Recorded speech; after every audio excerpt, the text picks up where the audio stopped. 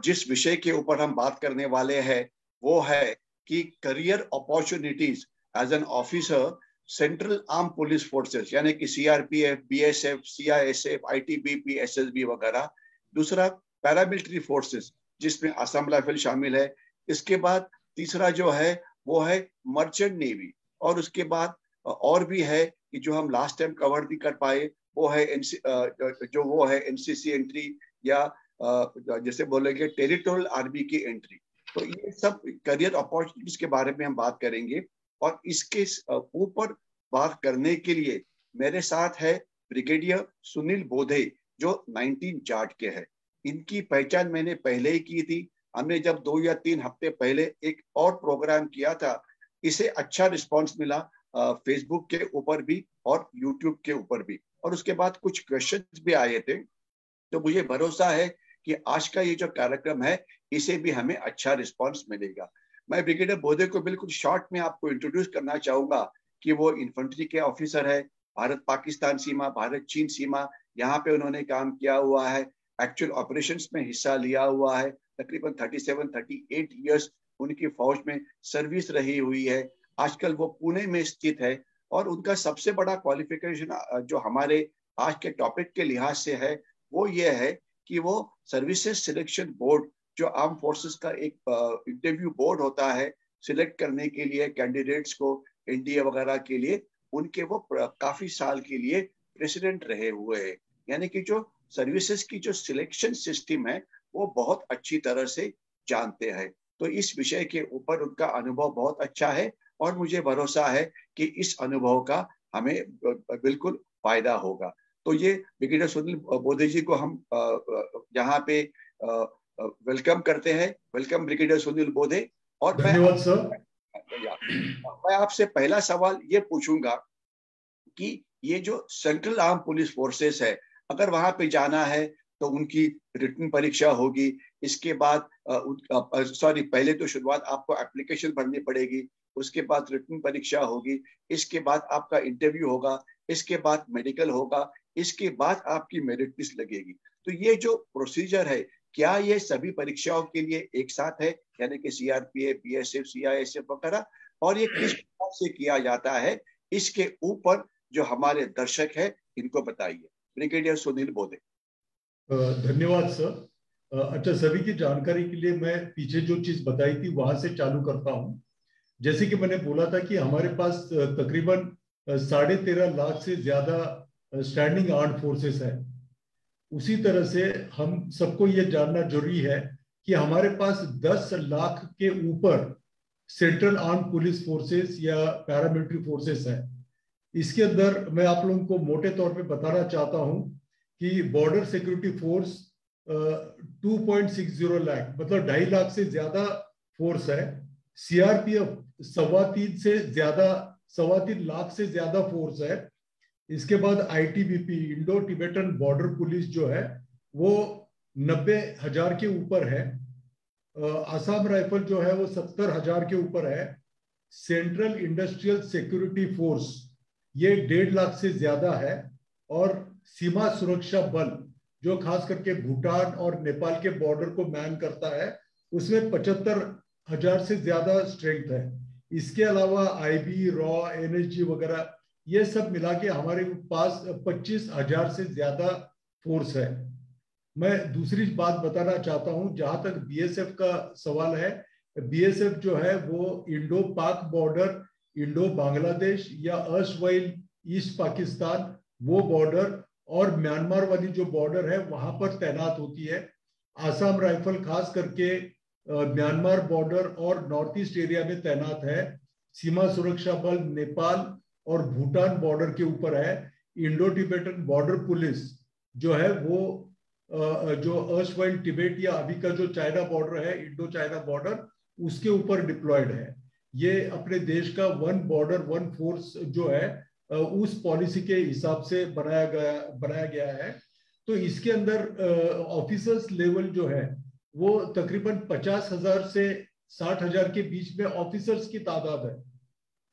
अभी इसमें सीएपीएफ में जो ऑफिसर्स असिस्टेंट कमांडेंट रैंक के ऊपर ये लिए जाते हैं, फिर उसके बाद वो डिप्टी कमांडेंट, कमांडेंट और आगे जाकर के डीआईजी, एडिशनल डीआईजी, डीआईजी और फिर आईजी और डीजी, ऐसे उनका रैंक स्ट्रक्चर है। तो इसके अंदर यूपीएससी जो है, जो सीडीएस, एफकेट, आईनेट के एग्जाम्स लेते हैं, वही यूपीएससी की एग्जाम सीएपीएफ के लिए भी कंडक्ट करते हैं। इसके अंदर जैसे कि मैंने पिछली बार बताया था, आर्मी, नेवी, एयरफोर्स के लिए ग्रेजुएशन के बाद 2 एंट्रीज होती है। एक एंट्री होती है परमानेंट और एक होती है शॉर्ट सर्विस, और साल में 2 बार एग्जाम्स होते हैं। लेकिन सीएपीएफ में जो है वो एक ही बार का है, और इसमें परमानेंट कमीशन है, और साल में 1 बार यूपीएससी का रिटन एग्जाम होता है। और इसके अंदर वैकेंसी 450 के लगभग होती है, और असिस्टेंट कमांडेंट के लिए वैकेंसी जो निकलती है वो सारी इकट्ठा होती है। इसके अंदर आपको चॉइस देना पड़ता है कि आपने कौन से फोर्स के लिए अप्लाई करना है। तो उसके अंदर आपको चॉइस देने पड़ते हैं, 4-5 चॉइस देने पड़ते हैं। उस सीक्वेंस में डिपेंडिंग ऑन योर मेरिट, वो फिर आपको डिसाइड किया जाएगा कि आपको कौन सा फोर्स अलॉट किया जाएगा। इसके अंदर अभी अगली बात जो है, जहां तक प्रोसीजर जो है, एक तो यूपीएससी एग्जाम होती है, साल में 1 बार होती है। इसके अंदर क्योंकि ये होम मिनिस्ट्री के अंडर आता है पूरा फोर्स, तो ये इनको रिजर्वेशन भी लागू है। इसके अंदर ओपन कैटेगरी के लिए 25 इयर्स है, ओबीसी के लिए 28 इयर्स है, और एससी एसटी इनके लिए 30 इयर्स तक एज का लिमिटेशन या फैसिलिटी है। इसके अंदर जो रिटन एग्जाम होती है, जैसे कि मैंने पिछली बार ये आर्मी, नेवी, एयरफोर्स का बताया था, उसी तरह सीएपीएफ के अंदर बेसिकली 2 मेन पेपर होते हैं रिटन के। एक होता है जनरल एबिलिटी एंड आईक्यू या इंटेलिजेंस, और दूसरा होता है डिस्क्रिप्टिव पेपर होता है। तो ये टेस्ट होते हैं 250 मार्क और 200 मार्क के। जब ये आप रिटन एग्जाम क्लियर करते हैं, तो ये रिटन एग्जाम क्लियर होने के बाद फिर आपको एक इंटरव्यू होता है। जैसे कि हमने देखा कि आर्म्ड फोर्सेस के अंदर एसएसबी होता है, सर्विसेज सिलेक्शन बोर्ड, लेकिन यहाँ पर सीएपीएफ में आपको एसएसबी नहीं होता है। आपका सिर्फ 1 दिन का 30 या 40 मिनट्स का एक पैनल इंटरव्यू होता है, और ये पैनल इंटरव्यू के 150 मार्क्स होते हैं, और यही मार्क आपके ओवरऑल मेरिट के इसमें जोड़े जाते हैं। इसके अंदर इसके अलावा एक फिजिकल टेस्ट होते हैं, जिसके अंदर कुछ रनिंग, कुछ लॉन्ग जंप, कुछ शॉर्ट पुट थ्रो वगैरह, basically to see physical fitness आपका कैसा है। और इसके अलावा मेडिकल होता है, और फिर आपका मेरिट निकलता है। अगर हम देखते हैं कि सर्विसेज सिलेक्शन बोर्ड जो होता है आर्मी, नेवी, एयरफोर्स के लिए, उसके अंदर बहुत डीप सिलेक्शन होता है, क्योंकि उनका नेचर ऑफ जॉब जो है वो थोड़ा सा अलग है। और जो सीएपीएफ है, ये क्या है, पैरामिलिट्री फोर्सेस, यानी कि जो आर्म्ड फोर्सेस का मेन रोल है उसको सपोर्ट करने के लिए ये लोग होते हैं, या इंटरनल सिक्योरिटी इनका प्राइमरी टास्क होता है। तो इसका सिलेक्शन जो है वो थोड़ा अलग किस्म का है। अपने जो सारे बच्चे हैं वो क्या है कि जब वो आर्मी, नेवी, एयरफोर्स में जाना चाहते हैं, तो वहां पर वो सिलेक्शन, सर्विसेज सिलेक्शन बोर्ड में अटक जाते हैं, क्योंकि उनका उतना पर्सनालिटी डेवलपमेंट या उनकी जो क्वालिफिकेशन होती है वो उस लेवल की नहीं होती है। लेकिन सीएपीएफ में अगर आप रिटर्न में अच्छे हैं, रिटर्न अच्छा करते हो, और आपने एनसीसी किया हुआ है, तो एनसीसी के भी कुछ आपको एडिशनल मार्क्स मिल जाते हैं, और फिर आपको यहाँ पर एसएसबी फेस नहीं करनी पड़ती। यहाँ पर आपको एक पैनल इंटरव्यू है और कुछ फिजिकल टेस्ट है, और ये फिजिकल टेस्ट भी बहुत डिफिकल्ट नहीं होते हैं। तो ये आपको डिटेल्स वेबसाइट के ऊपर भी मिल जाएंगे। लेकिन इसमें फायदा ये है कि अगर आपने रिटर्न में अच्छा किया है, और आपका कम्युनिकेशन स्किल्स वगैरह अच्छा है, फिजिकली फिट है, तो आप आसानी से सीएपीएफ में जा सकते हैं। और इसका फायदा जो है वो रिजर्व कैटेगरीज को भी काफी अच्छा है। इसी के साथ सर 1-2 मिनट में मैं इसी के साथ आप लोगों को बताना चाहता हूं कि सेंट्रल आर्म्ड पुलिस फोर्सेस में और भी एक रैंक है जिसको बोलते हैं Dassault, directly appointed subordinate officer. तो ये जो उनका रिक्रूटमेंट है ये सब इंस्पेक्टर और इंस्पेक्टर लेवल के लिए है। इसका जो एग्जाम है वो स्टाफ सिलेक्शन कमीशन जो है वो लेते हैं, और इसका अलग अलग टाइम पे जैसे जैसे वैकेंसीज निकलती है अलग अलग फोर्स के लिए, उसके लिए नोटिफिकेशन आता है और उसके एग्जाम्स आप दे सकते हैं। और इसका भी लेवल तकरीबन रिटर्न का यही है, और उसके भी टेस्ट जैसे मैंने आपको बोला फिजिकल टेस्ट और इंटरव्यू होता है, और इसकी मेरिट निकलती है। और इसके अंदर वैकेंसीज 1000 के लगभग, 900 से 1000 के लगभग आती है। तो ये भी एक काफी अच्छा अपॉर्चुनिटी है और मैं ये बताना चाहता हूँ आप लोगों को कि अगर आप सब इंस्पेक्टर या इंस्पेक्टर करके भी जाते हो तो 5-6 साल के बाद आप एलिजिबल हो जाते हो असिस्टेंट कमांडेंट बनने के लिए। सो आप देखो, you can reach up to मतलब डीआईजी या आईजी लेवल तक भी आप सब इंस्पेक्टर के लेवल से पहुंच सकते हो। तो ये अपने यहाँ के बच्चे हैं, उनको इसके बारे में बहुत पता नहीं होता है, और वो क्या है कि सिर्फ आर्मी नेवी एयरफोर्स के लिए कोशिश करते रहते हैं, तो सिलेक्शन बहुत कम होता है। तो मैं आप लोगों को सबको बताना चाहता हूं कि आप लोग ये जो डायरेक्टली अपॉइंटेड सबऑर्डिनेट ऑफिसर्स है, इसके लिए भी आप कोशिश करना बहुत जरूरी है। हाँ सर। ओके सुनील, मैं आपसे दो सवाल करना चाहूंगा। एक तो ये जो आपने असिस्टेंट कमांडेंट या ऑफिसर के बारे में बताया, तो ये बताइए कि इसके लिए कितने कैंडिडेट्स अपीयर होते हैं, उसमें से इंटरव्यू के लिए कितने बुलाए जाते हैं, और अल्टीमेटली मेरिट लिस्ट में कितने आते हैं। तो ये थोड़ा स्टैटिस्टिकल डेटा बताइए ताकि हमारे जो विद्यार्थी है ये क्लियर हो जाए कि भाई कंपटीशन कितनी है। और दूसरा जो आपने सबऑर्डिनेट ये बोला कि जो सब इंस्पेक्टर इंस्पेक्टर जो डायरेक्ट एंट्री होते हैं उनके लिए भी क्या स्टैटिस्टिकल डेटा है, यानी कि कितने अपीयर होते हैं और अल्टीमेटली कितने सिलेक्ट होते हैं, ये थोड़ा सा बताइए ताकि हमारे विद्यार्थियों को जो डिग्री ऑफ डिफिकल्टी है इसके बारे में पता लगे। सुनील बोले। ओके, बहुत ही अच्छा सवाल है। देखिए, ये साल में एक बार एग्जाम होती है, तो जो भी स्टूडेंट्स एक्चुअली कॉम्पिटिटिव एग्जाम्स के लिए तैयारी कर रहे हैं, जैसे कि सिविल सर्विस के लिए वगैरह, वो बच्चे भी क्या करते हैं कि एज अ प्रैक्टिस ये सीएपीएफ का एग्जाम भी दे देते हैं, और ये दोनों इंग्लिश और हिंदी मीडियम में होते हैं। इसके अलावा तकरीबन साल में 4.5 से 5 लाख बच्चे इसको अपियर करते हैं, और ये अपियर करने के बाद तकरीबन डिपेंडिंग ऑन दी वैकेंसीज पहले कम से कम 3,000 से 5,000 बच्चे जो है उनको वो सिलेक्ट करते हैं, क्योंकि आगे जाकर के इंटरव्यू होता है, उसके बाद उनको मेडिकल टेस्ट होते हैं और फिजिकल टेस्ट भी होते हैं। तो आप आसानी से समझ सकते हैं कि तकरीबन 8 से 10,000 बच्चे तो ऊपर के जो होते हैं मेरिट में जो आते हैं उनको कॉल अप लेटर और इसके लिए बुलाया जाता है। इसके अंदर ऐसा कोई नहीं है, कट ऑफ नहीं है, लेकिन हाँ आपको जो रिटन एग्जाम है उसमें क्या है, जो फर्स्ट पेपर है आपका जनरल एबिलिटीज और इंटेलिजेंस टेस्ट, इसमें आपका सारे सब्जेक्ट्स आते हैं। इसमें आपका मैथ्स आता है, आपका जनरल साइंस आता है, सोशल स्टडीज आता है, और ये सब सारे सब्जेक्ट्स आते हैं। और अगर आपने फर्स्ट पेपर क्लियर किया है, कट ऑफ के ऊपर अगर आपके मार्क्स है, तभी जाकर के आपका सेकंड पेपर जो होता है, जो डिस्क्रिप्टिव टाइप होता है 3 घंटे का, जिसके अंदर बेसिकली लैंग्वेज स्पेसिफिक क्वेश्चंस होते हैं, ऐसे राइटिंग होता है, आर्ग्यूमेंट्स, रिपोर्ट्स राइटिंग वगैरह ऐसे होते हैं, ठीक है ना। तो इसका पेपर तभी चेक किया जाता है कि अगर आपने फर्स्ट पेपर क्लियर किया है। तो जैसे हम सिविल सर्विसेज में देखते हैं कि एक प्रिलिमिनरी एग्जाम होती है, फिर एक फाइनल एग्जाम होती है, उसी तरह से इसके अंदर भी ये 2 पेपर है, लेकिन ये दोनों पेपर आपको अपियर एक ही बारी में करने पड़ते हैं, लेकिन आपका सेकंड पेपर तभी चेक किया जाता है जब आप फर्स्ट पेपर क्लियर करते हो। तो इसके अंदर भी कंपटीशन बहुत है, लेकिन आप लोग देखिए जो खास करके हिंदी इंग्लिश वगैरह अच्छी तरह से लिख सकते हैं, उनके लिए बहुत अच्छी सहूलियत है ये। ओके सुनील, इस पे मैं ये पूछना चाहूंगा कि अगर आप देखेंगे कि जो फौज की एग्जामिनेशन है, एनडीए सीडीएस वगैरह, ये सभी इंग्लिश में होती है। वेल कभी कभी कोई हिंदी में बात कर ले तो ये सुन तो लेते हैं, लेकिन इंग्लिश अच्छा आना, गुड कम्युनिकेशन स्किल्स, इंग्लिश में ये बहुत इंपॉर्टेंट है। और हमारे जो बच्चे रूरल एरिया से आते हैं, विलेजेस से आते हैं, उनको इंग्लिश की तो प्रॉब्लम होती है, ये मानना पड़ेगा।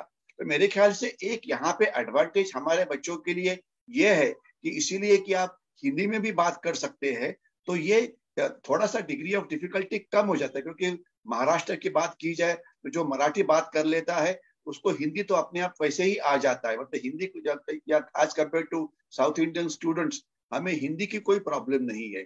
तो क्या ये मेरा कहना ठीक होगा कि अगर आप इंग्लिश में सही तरीके से बात नहीं कर सकते तो आप हिंदी में भी बात कर सकते हैं, और शायद आपको ऑप्शन भी होता है कि आपका इंटरव्यू किस भाषा में हो। एक ये मेरा सवाल था कि भाषा का ऑप्शन। और दूसरा मेरा सवाल ये था कि जो मेडिकल एग्जाम्स होती है लास्ट के अंदर, आर्मी एग्जाम, जो आर्म फोर्सेस में ये देखा जाता है कि तकरीबन 25 से 30% कैंडिडेट एसएसबी में पास होने के बाद मेडिकली अनफिट होते हैं, क्योंकि उनकी जो मेडिकल एग्जामिनेशन है ये बहुत ही टफ है। ENT specialist, eye specialist, dentist, medical specialist वगैरह वगैरह, और वो एग्जाम ही पूरी तकरीबन 4-5 दिन की होती है। तो मेरा आपसे सवाल ये होगा कि इनकी जो एग्जामिनेशन है, मेडिकल एग्जामिनेशन, ये कितने दिन की होती है, कौन उसको देखता है? और इसके ऊपर आगे वाला सवाल ये होगा कि हमेशा हम आर्म फोर्सेस कैंडिडेट को रेकमेंड करते हैं कि पहले ही आप अपनी खुद की मेडिकल एग्जामिनेशन किसी रिटायर्ड आर्मी मेडिकल कोर के अफसर से करवा लो, ताकि अगर आप में कोई परमानेंट मेडिकल प्रॉब्लम है तो आर्म फोर्सेस के लिए अपीयर ना करे। क्योंकि अगर परमानेंट, 2 प्रकार की मेडिकल प्रॉब्लम्स होती है, एक तो परमानेंट होता है, दूसरा टेम्पररी होता है।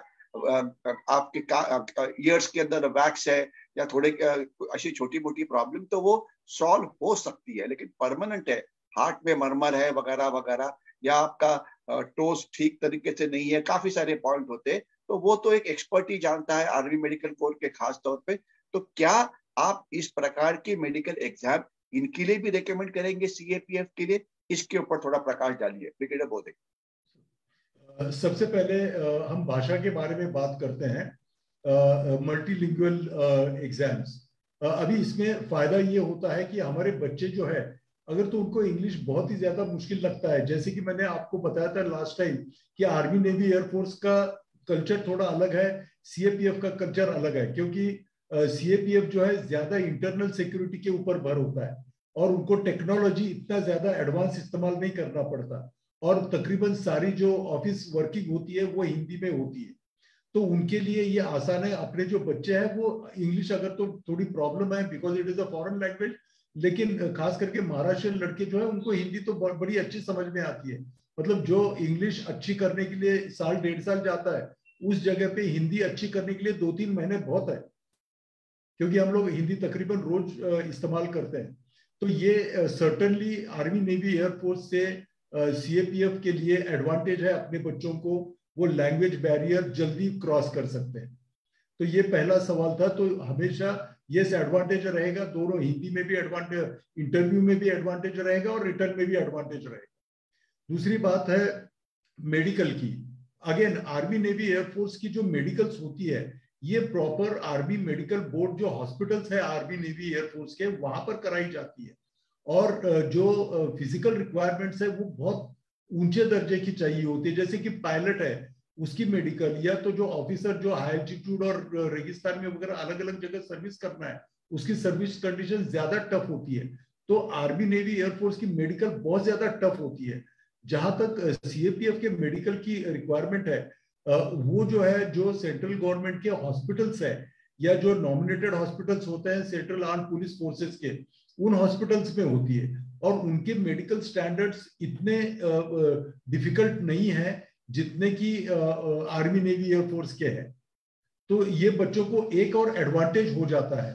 और जहां तक पहले कराने का सवाल, मेडिकल पहले कराने का सवाल है, इसके अंदर मैं आप लोगों को बताना चाहता हूं कि अगर तो आप as a normal human being, अगर आप ड्राइविंग लाइसेंस के लिए मेडिकल करवाया है, अगर आपने कोई भी एक्टिविटी करते समय रोज की कार्रवाई में अगर आपको कोई दिक्कत नहीं आ रही है या कोई परेशानी नहीं आ रही है, तो by and large you will be fit for CAPF.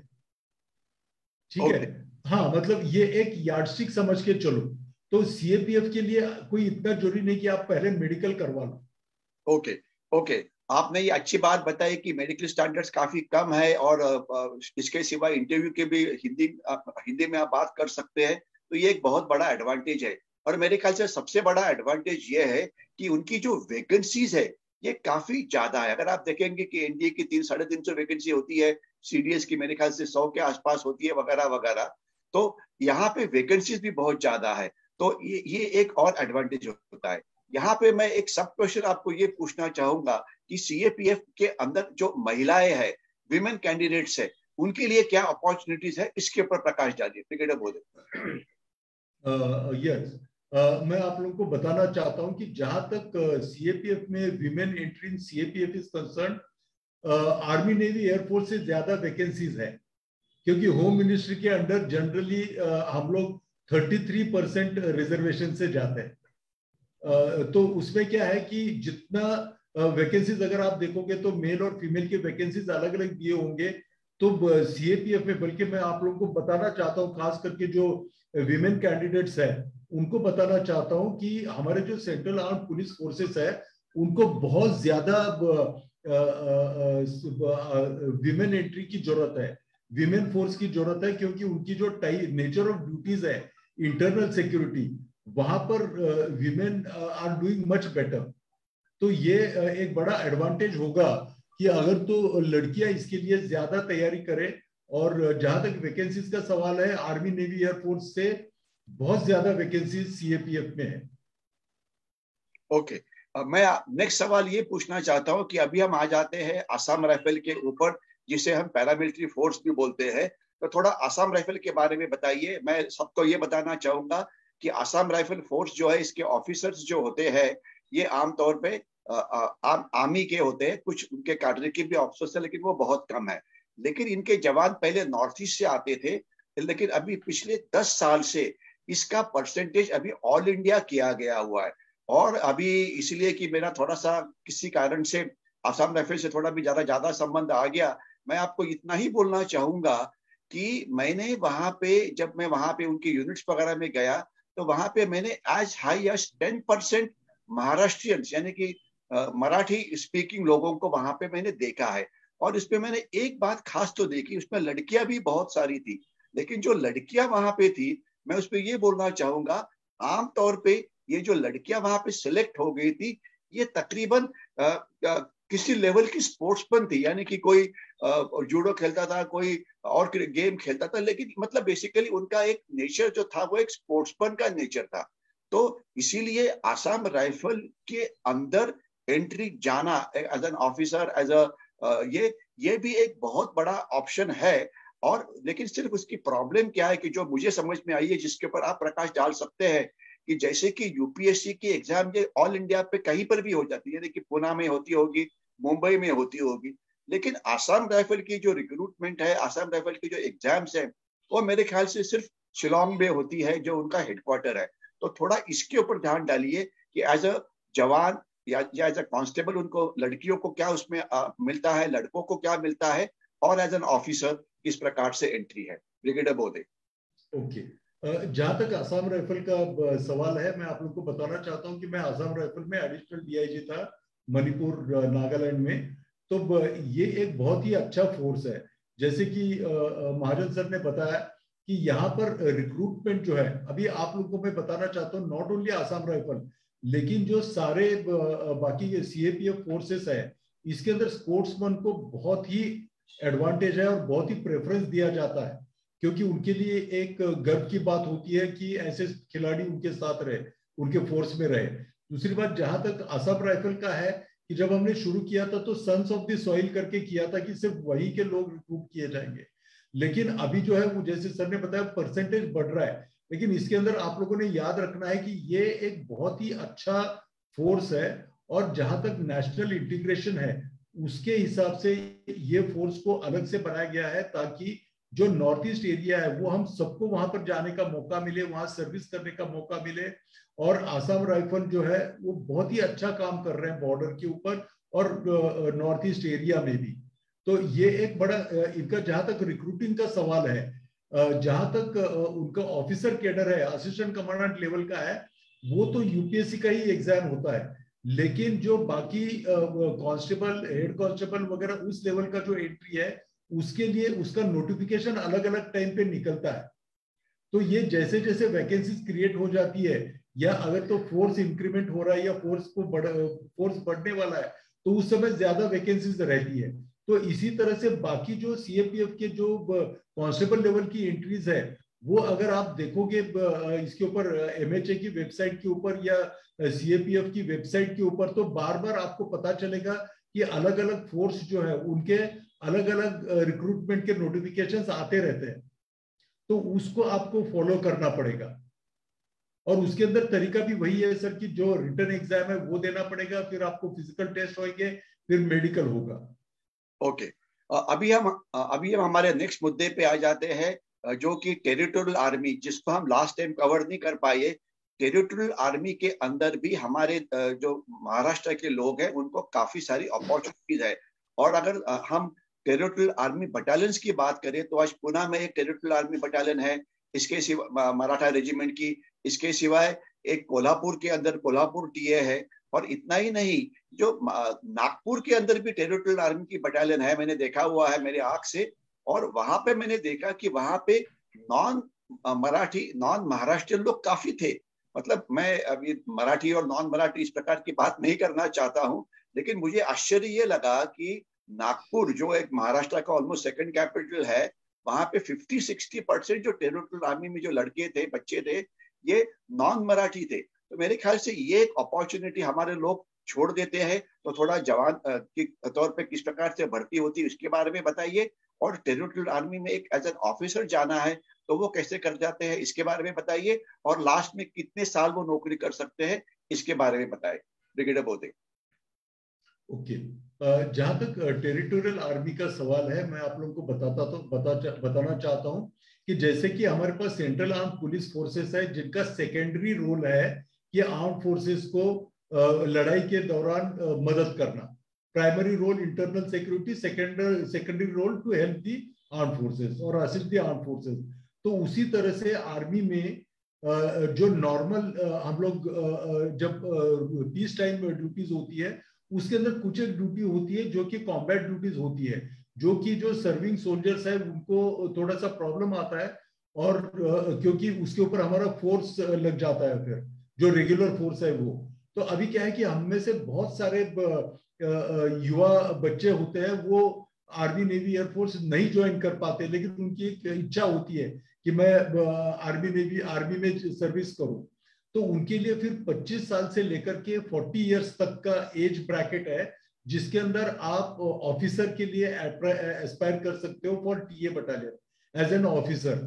और मैं आप लोगों को बताना चाहता हूं कि इसके अंदर भी आपको एक शुरू में इनिशियल आपको अप्लाई करना पड़ता है। वो अप्लाई करने के बाद आपका एक इनिशियल छोटा टेस्ट होता है, basically to verify your documents वगैरह। उसके बाद आपको यूपीएससी की एग्जाम देनी पड़ती है, टीए की, जो कि साल में एक बार होती है। और उसके बाद once you have cleared the UPSC exam, वो यूपीएससी एग्जाम भी सीडीएसई लेवल की ही होती है, या कंबाइंड डिफेंस सर्विसेज एग्जाम जो होती है उस लेवल की ही होती है। सिलेबस तकरीबन उन दोनों का सेम ही है। और उसके बाद फिर आपको एसएसबी में जाना पड़ता है, ताकि आप ऑफिसर बनने के लायक है या नहीं वो टेस्ट किया जाता है। और उसके बाद फिर आपको मेडिकल देना पड़ता है, और फिर मेरिट लिस्ट में आना पड़ता है। तो यही प्रोसीजर वही है ऑफिसर बनने के लिए, लेकिन इसके अंदर एज रिलैक्सेशन है। और आपको जो लड़के पहले नहीं ज्वाइन कर पाए, मैं आपको एक छोटा सा एग्जांपल बताता हूँ। मेरा जो लास्ट स्टूडेंट जो टीए ज्वाइन किया, वो बच्चा ही वाज 36 इयर्स ओल्ड, लेकिन वो आईआईटी मुंबई का बच्चा, और उसने एमटेक सिंगापुर टेक्निकल यूनिवर्सिटी से किया हुआ है। वो पहले से फौज ज्वाइन करना चाह रहा था, लेकिन वो नहीं कर पाया कुछ फैमिली रीजंस की वजह से। तो फिर उसको लगा कि नहीं, मैं ज्वाइन करना है, और वो उसने मेहनत करी and he join the TA now. तो ये, हाँ, तो टीए के लिए लेकिन आपको मेहनत करनी पड़ेगी। जहां तक रिक्रूटमेंट का सवाल है, वो आप इसी तरह से आप अप्लाई कर सकते हो। इसके अंदर आप लोगों को एक चीज बताना चाहता हूँ, there are 2 types of territorial battalions, one is technical and non technical. Non technical वाले जो है वो जनरल ड्यूटीज वाले हैं, जो कि सोल्जर की ड्यूटीज करते हैं, जिसके अंदर जो सेकेंडरी ड्यूटीज होती है। जो टेक्निकल वाले होते हैं वो रेलवेज के अंदर जॉब कर सकते हैं, मतलब जो हमारी आर्मी की लड़ाई के दौरान जो ट्रेन चलती है, जो हमारे कम्युनिकेशन के साधन होते हैं, तो इसको बैकअप करने के लिए जो फोर्सेस चाहिए होते हैं, उसके अंदर भी टेक्निकल बटालियंस है, उसमें भी आप जा सकते हैं, खास करके जो टेक्निकल ग्रेजुएट्स है वो। इसके लिए आपको टीए के वेबसाइट पे जाकर के अगर आप देखोगे तो आपको सब पता चल जाएगा कि कौन से स्ट्रीम के अंदर आप जा सकते हैं। ओके, हम अभी ऑलमोस्ट 35 मिनट्स के ऊपर बातचीत कर रहे हैं। अभी हमने एक्चुअली मर्चेंट नेवी में किस प्रकार से जाते हैं ये कवर करना था, थोड़ा सा कोस्ट गार्ड के बारे में बात करनी थी, लेकिन समय की कमी हो गई है। तो इसलिए मैं आपसे अभी सिर्फ एक लास्ट सवाल पूछूंगा कि ये जो अभी सीएपीएफ की हमने बात की, पैरामिलिट्री फोर्सेस के बारे में बात की हमने, और नेक्स्ट टाइम चाहे तो हम intelligence bureau, research analysis wing वगैरह इनके बारे में बात करेंगे। तो ये बताइए कि इसके लिए आप जो बच्चे अपीयर होते हैं उन्होंने कितनी पढ़ाई करनी चाहिए, रिटर्न के लिए कितनी पढ़ाई करनी चाहिए, इंटरव्यू के लिए, और क्या आप उनको किस प्रकार से मदद कर सकते हैं, ब्रिगेडियर बोधे? ओके, मैं आप लोगों को बताना चाहता हूं कि ये सारी जो एग्जाम्स है ये कॉम्पिटिटिव एग्जाम्स है, और उसको सिलेबस के मुताबिक तैयारी करना जरूरी है। एक्चुअली मैं पिछले 3 साल से इस बच्चों को ट्रेन कर रहा हूँ। तो मैंने एक चीज देखी कि बच्चे जो है वो रिटर्न में ओके है, लेकिन उनका पर्सनालिटी डेवलपमेंट ठीक से नहीं हुआ होता है। तो मैंने पिछले 1 साल से मेरा पूरा फोकस जो है वो सीएपीएफ के ऊपर किया हुआ है, क्योंकि सीएपीएफ एक ऐसा एरिया है कि जिसके ऊपर बच्चे अगर मेहनत करें तो वो आराम से ज्वाइन कर सकते हैं। तो मैं इसके लिए बच्चों को ये मदद कर सकता हूँ कि उनको प्रॉपर गाइडेंस, उनका पेपर 1 पेपर 2 उसकी तैयारी करवा सकता हूँ। फिजिकल में अगर वो थोड़े 6 महीना मेहनत करेगा तो वो अपने आप पास हो जाता है, उसमें कोई बड़ी प्रॉब्लम नहीं है। और जहां तक इंटरव्यूज है, हम लोग उन बच्चों को पैनल इंटरव्यूज भी देते हैं और उनकी प्रैक्टिस भी कराते हैं। तो इस तरह से हम उनको ट्रेन कर सकते हैं। Okay, thank you very much brigadier बोधे। आपने आज आप यहाँ पे आए और आपने जो सीएपीएफ है, यानी कि सीआरपीएफ है, बीएसएफ है, सीआईएसएफ है, आईटीबीपी है, इनके बारे में बातचीत की। आसाम राइफल्स के बारे में आपने बताया, आपने ऑफिसर्स के बारे में बताया, असिस्टेंट कमांडेंट वगैरह, आपने जो उनके सब इंस्पेक्टर्स इंस्पेक्टर्स में जो डायरेक्ट एंट्री होती है इसके बारे में बताया। आपने रिटन एग्जाम की तैयारी किस प्रकार से करते ये बताया। इंटरव्यू के लिए जो ग्रुप डिस्कशन होता है, करेक्शन जो पैनल इंटरव्यू होता है, इसको वो किस प्रकार से होता है इसके बारे में आपने बताया। आपने ये भी बताया कि यहाँ पे हिंदी में भी आप बातचीत कर सकते हैं। तो ये महाराष्ट्र जो लड़के हैं उनके लिए एक एडवांटेज है, क्योंकि हमारे में से कुछ लोग जो रूरल एरिया से आते हैं उन्हें इंग्लिश इतनी अच्छी नहीं आती, और आर्म फोर्सेस के अंदर इंग्लिश के ऊपर ज्यादा जोर है। खैर खारे इमरजेंसी में आप हिंदी में बात कर सकते हैं, माना कुछ 1-2 लोग इस प्रकार से पास भी हुए हैं, लेकिन इंग्लिश आना इंपॉर्टेंट है, इसमें कोई डाउट नहीं है। तो ये बहुत सारे एडवांटेज हमें मिलते हैं और अगर आप सीएपीएफ में जाना चाहेंगे। और वैकेंसीज तो ज्यादा है ही, मेडिकल स्टैंडर्ड जो है आर्मी से काफी लोअर है। तो मेरे ख्याल से ये एक बहुत अच्छी करियर अपॉर्चुनिटीज हमारे बच्चों के लिए अवेलेबल है, जिसका उन्होंने फायदा उठाना चाहिए। और इसीलिए कि आपने आज आके ये बताया, तो मुझे भरोसा है कि वो ये जिनको इस विषय में आगे जानना है वो आपसे कांटेक्ट करेंगे, और आपसे जो इस प्रकार की जो मदद चाहिए रिटन के लिए हो या इंटरव्यू के लिए, वो आपसे लेंगे। तो यहीं पे आपको एक बार फिर से धन्यवाद बोलता हूँ और हम सबसे अलविदा करते हैं। जय हिंद। धन्यवाद सर, जय Hind. Thank you. See you.